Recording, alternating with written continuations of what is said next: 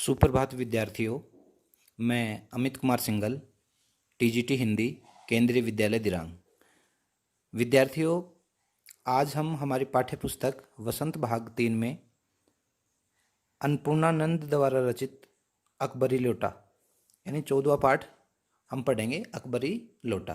तो इसमें एक लाला झाऊलाल होते हैं और उनकी पत्नी ने उनसे 250 रुपये मांग लिए हैं।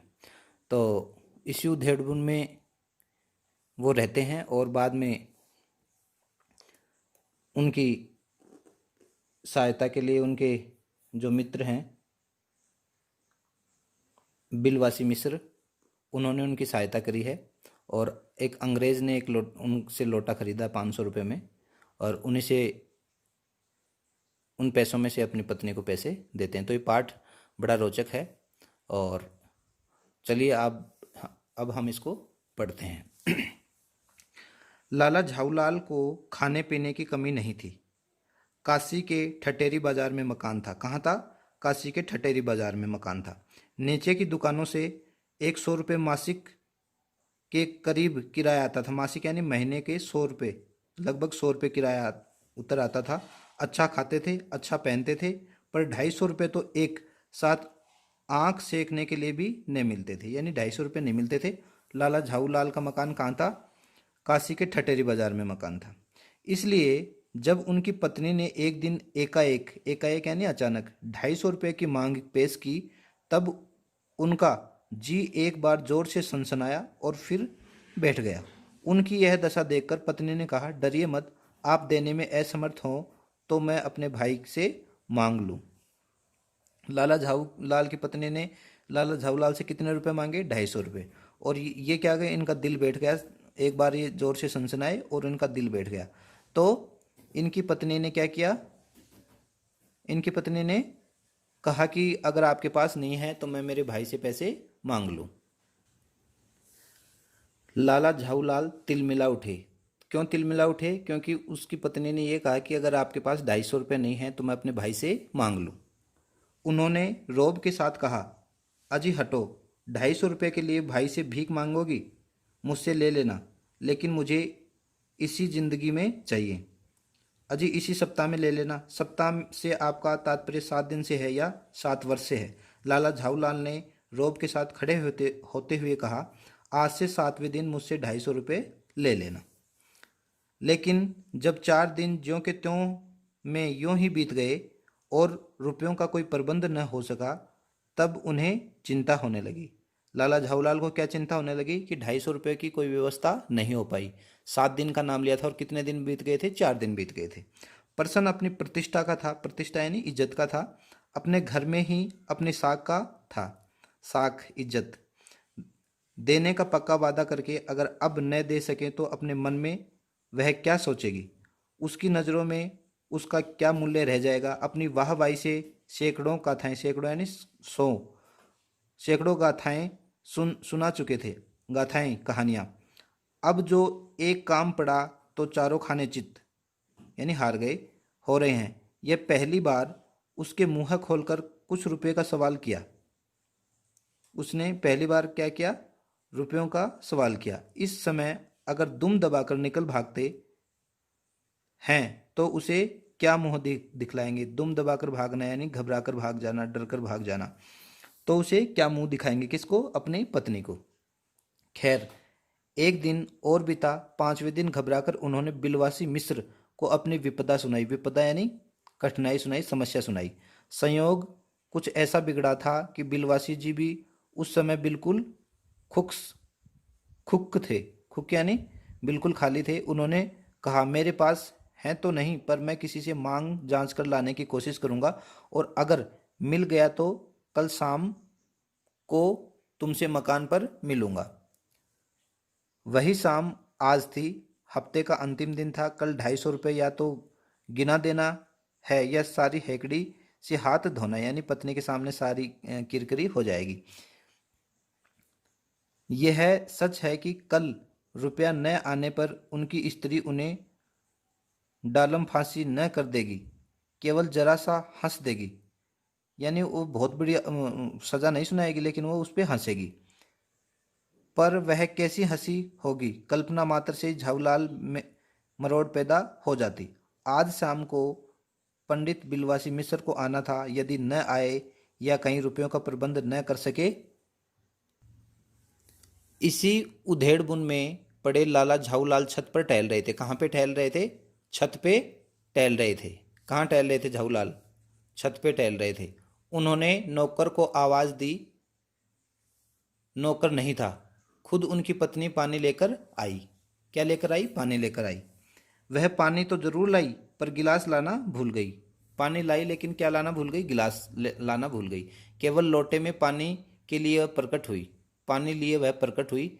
फिर लोटा भी संयोग से वह, जो अपनी बेढंगी सूरत, बेढंगी यानी खराब सूरत के कारण लाला झाऊलाल को सदा से नापसंद था। वो लोटा क्या था? लाला झाऊलाल को पसंद नहीं था।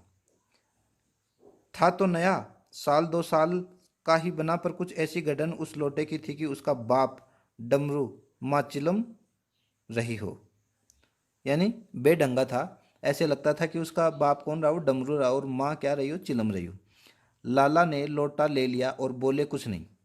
अपनी पत्नी का अदब मानते थे। अदब यानी इज्जत करते थे, मानना ही चाहिए, इसी को सभ्यता कहते हैं। जो पति अपनी पत्नी का न हुआ वह पति कैसा।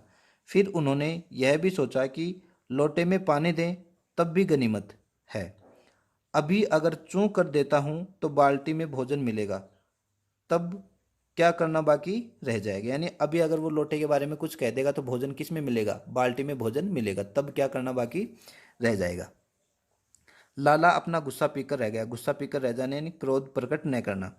उस समय छत उस समय वे छत की मुंडेर के पास ही खड़े थे। जिन बुजुर्गों ने पानी पीने के संबंध में यह नियम बनाए थे कि खड़े खड़े पानी न पियो, सोते समय पानी न पियो, दौड़ने के बाद पानी न पियो। बुजुर्गों ने क्या नियम बनाए थे? सोते समय पानी न पियो, खड़े खड़े पानी न पियो, और दौड़ने के बाद पानी न पियो। उन्होंने पता नहीं कभी यह भी नियम बनाया या नहीं कि छत की मुंडेर के पास खड़े होकर पानी न पियो। जान पड़ता है कि उस महत्वपूर्ण विषय पर उन लोगों ने कुछ नहीं कहा। लाला झाऊलाल मुश्किल से 1-2 घूंट पी पाए होंगे। कितने घूंट? 1-2 घूंट। किससे? उस लोटे से, बदसूरत लोटे से। कि न जाने कैसे उनका हाथ हिल उठा और लोटा छूट गया। जब वो लाला झाऊलाल पानी पी रहे थे तो उनका हाथ क्या हो गया? हिल उठा और लोटा छूट गया। लोटे ने दाएं देखा न बाएं, वह नीचे गली की ओर चल पड़ा। लोटा कहाँ चल पड़ा? गली की ओर चल पड़ा। अपने वेग में उल्का को लजाता हुआ वह आंखों से ओझल हो गया। देखो, उल्का पिंड है वो बहुत जबरदस्त गति से नीचे आता है, आसमान से टूट कर आता है। तो वो लोटा भी कैसे गया था? उल्का को लजाता हुआ, यानी उल्का पिंड से भी तेज नीचे से गिरा। वह आंखों से ओझल हो गया। ओझल यानी गायब हो गया। किसी जमाने में न्यूटन नाम के किसी खुराफाती ने पृथ्वी के आकर्षण शक्ति नाम की एक चीज इजाद की थी। गुरुत्वाकर्षण शक्ति किसने खोज की थी? न्यूटन ने। कहना न होगा कि ये सारी शक्ति इसी समय लोटे के पक्ष में थी। यानी जब लोटा गिरा तो बहुत गुरुत्वाकर्षण शक्ति के बल गिरा, वो बहुत जल्दी गिरा। लाला को काटो तो बदन में खून नहीं, यानी वो सुन्न हो गए। चलती हुई गली में ऊंचे 3 मंजिले, यानी 3 मंजिल से भरे हुए गली में ऊंचे 3 मंजिले से भरे हुए लोटे का गिरना हंसी खेल नहीं है। यानी लोटे में क्या था? पानी था, और 3 मंजिल से गिरेगा तो अगर किसी पे गिरेगा तो ये हंसी का खेल नहीं है। यह लोटा न जाने किस अनाधिकारी को के झोंपड़े पर काशीवास का संदेश लेकर पहुंचेगा। यानी किस अनाधिकारी, जिस पर अधिकार नहीं है, के झोपड़े पर काशीवास का संदेश लेकर पहुंचेगा। काशीवास यानी मृत्यु हो जाना। कुछ हुआ भी ऐसा ही। गली में जोर का हल्ला उठा। गली में क्या उठा? जोर का हल्ला। क्यों? लोटा गिर चुका था। लाला झाऊलाल जब तक दौड़कर नीचे उतरे तब तक एक भारी भीड़ उनके आंगन में घुस आई थी। लाला झाऊलाल का जब लोटा गिरा तो वो नीचे आए दौड़कर, और जब वो नीचे आए उससे पहले ही एक भारी भीड़ क्या हो गई? उनके आंगन में घुस आई। लाला झाऊलाल ने देखा कि इस भीड़ में प्रधान पात्र एक अंग्रेज हैं। क्या है? एक अंग्रेज हैं जो नखशिख से भीगा हुआ है। नखशिख यानी ऊपर से लेकर नीचे तक, जो अपने एक पैर को हाथ से सहलाता हुआ दूसरे पैर पर नाच रहा है।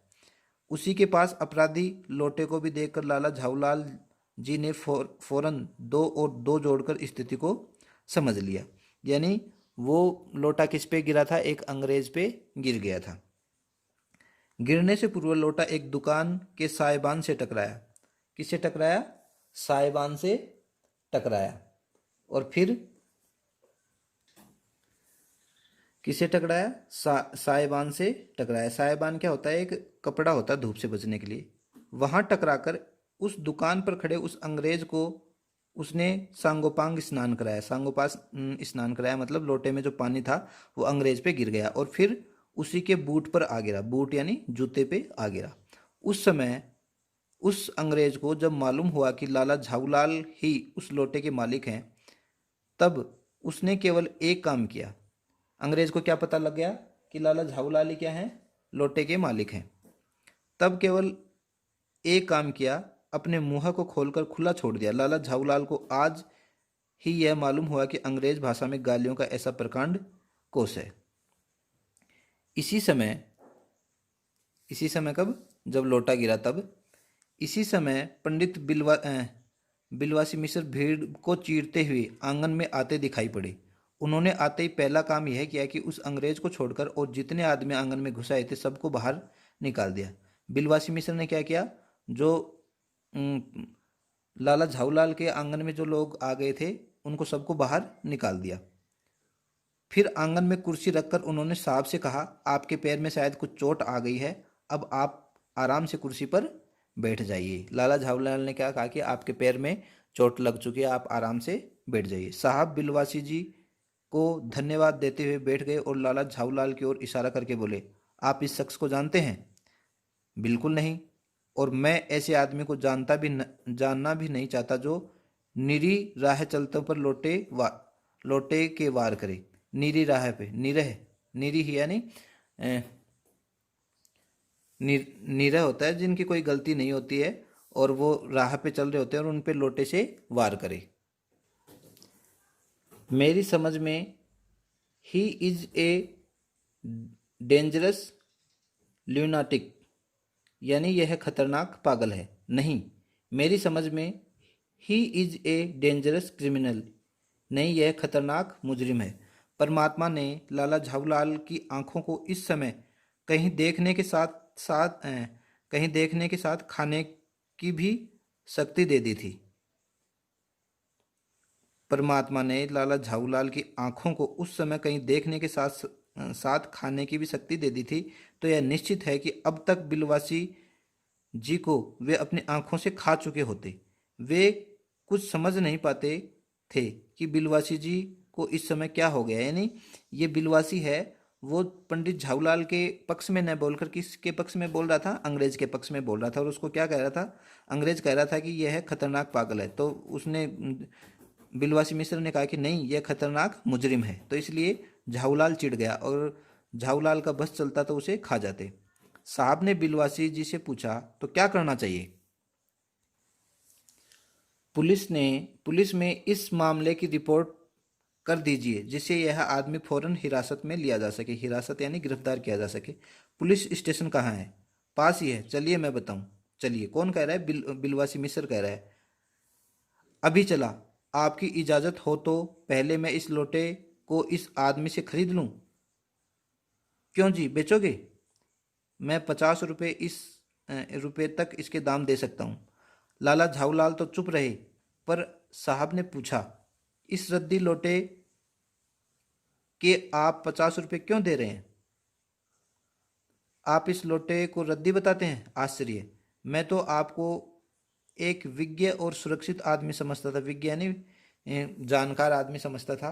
आखिर बात क्या है, कुछ बताइए। जनाब, यह ऐतिहासिक लोटा जान पड़ता है। कौन कह रहा है? बिलवासी मिश्र। किसको कह रहा है? अंग्रेज को। जान क्या पड़ता है? मुझे पूरा विश्वास है यह वह प्रसिद्ध अकबरी लोटा है जिसकी तलाश में संसार भर के म्यूजियम परेशान है। यह बात है? जी जनाब। 16वीं शताब्दी की बात है। बादशाह हुमायूं शेरशाह से हारकर भागा था और सिंध के रेगिस्तान में मारा मारा फिर रहा था। बादशाह हुमायूं किससे हार गया था? शेरशाह से। और हारकर भागा और सिंध के रेगिस्तान में क्या कर रहा था? मारा मारा फिर रहा था, यानी छुप रहा था। एक अवसर पर प्यास से उसकी जान निकल रही थी, उस समय एक ब्राह्मण ने इसी लोटे से पानी पिलाकर उसकी जान बचाई थी। यानी जो लोटा है उसकी हुमायूं ने प्यास बुझाई थी। वो लोटा किसका था? मतलब ब्राह्मण का था। हुमायूं के बाद अकबर ने उस ब्राह्मण का पता लगाकर इससे इस लोटे को ले लिया और इसके बदले में उसे इसी प्रकार के 10 सोने के लोटे प्रदान किए। यानी हुमायूं की जिस लोटे ने प्यास बुझाई थी, हुमायूं का बेटा ये अकबर है, अकबर ने उस लोटे का पता लगाया और उस ब्राह्मण को कितने लोटे दिए बदले में? 10 लोटे, और वो भी कैसे? सोने के। यह लोटा सम्राट अकबर को बहुत प्यारा था, इसी से इसका नाम अकबरी लोटा पड़ा। यह लोटा किसको प्यारा था? अकबर को बहुत प्यारा था, इसी से इसका नाम क्या पड़ा? पड़ा अकबरी लोटा। वह बराबर इसी से वजू करता था, वह बराबर इसी से वजू करता था।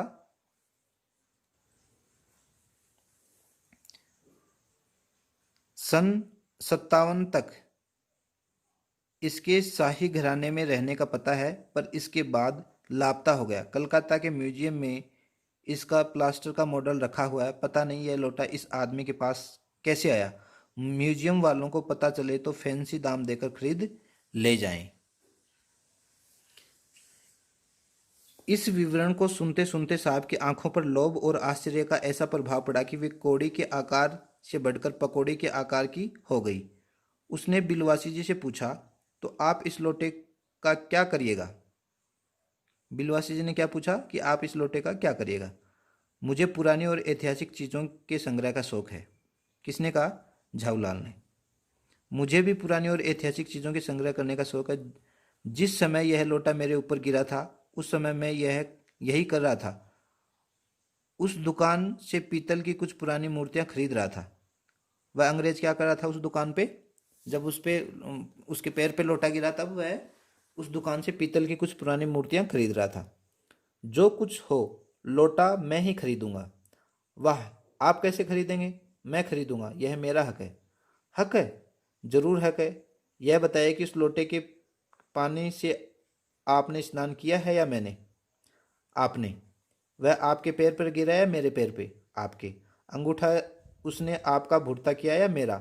आपका। इसलिए उसे खरीदने का हक मेरा है। यानी अंग्रेज बिलवासी मिस्र से कह रहा है, बिलवासी मिस्र कह रहा है कि मैं ये लोटा खरीदूंगा, तो अंग्रेज भी कह रहा है कि ये मेरे ऊपर गिरा था, इसका पानी भी मेरे ऊपर गिरा था, मेरे पैर पे भी गिरा था, तो मैं ही मेरे को खरीदने का हक है। यह सब बकवास है, दाम लगाइए, जो अधिक दे वह ले ले जाए। यह सही है। आप इसका 50 रुपया लगा रहे थे, मैं 100 देता हूँ। बिलवासी मिस्र करता है कि मैं 150 देता हूँ। मैं तो 200 देता हूँ। अजी मैं 250 देता हूँ। यह कहकर बिलवासी जी ने 250 रुपये के नोट लाला झाऊलाल के आगे फेंक दिया। यानी उस लोटे का मोल लग रहा है। तो पहले तो बिलवासी मिस्र ने 50 रुपये लगाए थे उसके, तो अंग्रेज कह रहा है कि मैं उसके 100 रुपये दे दूंगा। फिर बिलवासी मिस्र ने कहा कि 250, तो उसने कहा कि मैं 300। तो बिलवासी मिस्र ने कितने रुपए फेंक दिए झाऊलाल के आगे? 250 रुपये फेंक दिए। साहब को भी ताव आ गया, ताव आ गया यानी गुस्सा आ गया। उसने कहा, आप 250 देते हैं तो मैं इसके 500 रुपये देता हूँ, अब चलिए। बिलवासी जी अफसोस के साथ अपने रुपए उठाने लगे, मानो अपनी आशाओं की लाश उठा रहे हों। अपनी आशाओं की लाश कैसे उठा रहे हों? क्योंकि वो बिलवासी खुद उस लोटे को खरीदना चाह रहे थे। साहब की ओर देखकर उन्होंने कहा, लोटा आपका हुआ, ले जाइए, मेरे पास 250 से अधिक नहीं है। बिलवासी मिश्र ने क्या कहा कि लोटा आपका हो गया, मेरे पास 250 रुपये से ज़्यादा पैसे नहीं हैं। यह सुनना था कि साहब के चेहरे पर प्रसन्नता की कूंची गिर गई। उसने झपट कर लोटा लिया और बोला, अब मैं हंसता हुआ अपने देश लौटूंगा। कौन कह रहा था? अंग्रेज। मेजर डगलस की डींग सुनते सुनते मेरे कान पक गए थे। मेजर डगलस कौन है? मेजर डगलस मेरे पड़ोसी हैं। पुरानी चीज़ों के संग्रह करने में मेरी उनकी होड़ होती रहती है। गत वर्ष वे हिंदुस्तान आए थे और यहाँ से जहांगीरी अंडा ले गए थे। जहांगीरी अंडा? हाँ, जहांगीरी अंडा। मेजर डगलस ने समझ रखा था कि हिंदुस्तान से वे ही अच्छी चीज़ें ले सकते हैं, पर जहांगीरी अंडा है क्या? आप जानते होंगे कि एक कबूतर ने नूरजहाँ से जहांगीर का प्रेम कराया था।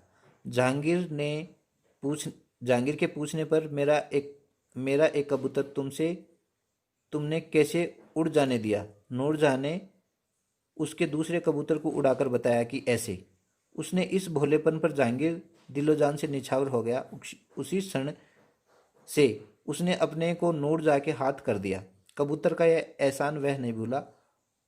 उसके एक अंडे को बड़ा उसके एक अंडे को बड़े जतन से रख छोड़ा। एक बिल्लौर की हांडी में वह उसके सामने टंगा रहता था। बाद में वही अंडा जहांगीरी अंडा के नाम से प्रसिद्ध हुआ। उसी को मेजर डगलस ने पार्सल दिल्ली में एक मुसलमान सज्जन से 300 रुपये में खरीदा था। हाँ, पर अब मेरे आगे दून की नहीं ले सकता। मेरा अकबरी लोटा उनके जहांगीरी अंडे से भी एक पुश्त पुराना है। इस रिश्ते से तो आपका लोटा उस अंडे का बाप हुआ। कौन कह रहा है? बिलवासी मिश्र साहब ने लाला झाऊलाल को 500 रुपये देकर अपनी राह ली। राह यानी रास्ते चला गया। लाला झाऊलाल का चेहरा इस समय देखते बनता था। जान पड़ता था कि मुंह पर 6 दिन की बढ़ी हुई दाढ़ी का एक एक बाल मारे प्रसन्नता से लहरा रहा है। क्यों? क्योंकि अब उसको लाला झाऊलाल को कितने रुपए मिल गए थे लोटे के?